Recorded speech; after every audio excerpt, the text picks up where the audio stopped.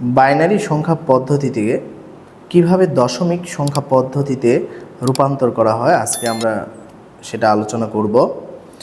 আমরা জানি বাইনারির যে বিটগুলো প্রথমে 1 হয়, পরে 2, তারপর 4, তারপর 8, 16 এইভাবে চলতেই থাকবে।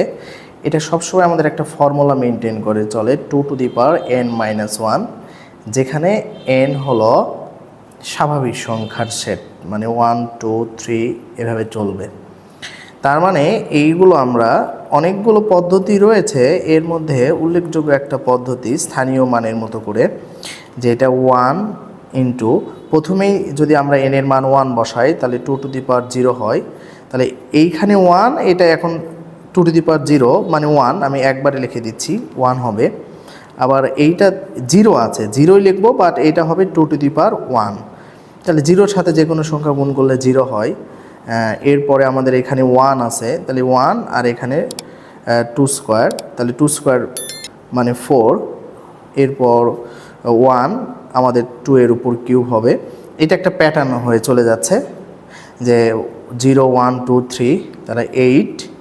এরপরে আবার আমাদের 0, 2 টু দি পাওয়ার 4, তার মানে 0-র সাথে তো যে কোনো সংখ্যা গুণ করলে 0 হয়, 0 হবে।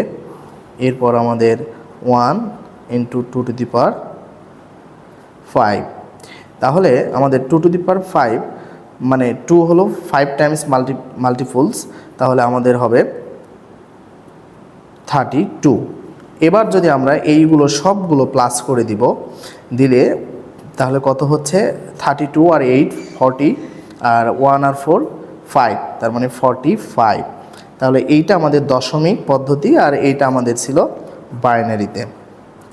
তাহলে আর বাইনারিতে 2, আমরা খুব সহজেই এই বাইনারি থেকে দশমিকে এইভাবে আমরা রূপান্তর করতে পারি।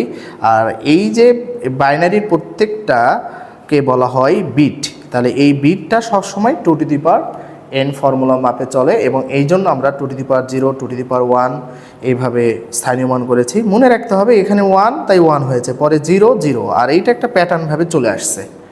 আশা করি সবাই বুঝেছেন। সবাইকে অনেক ধন্যবাদ। আসসালামু আলাইকুম।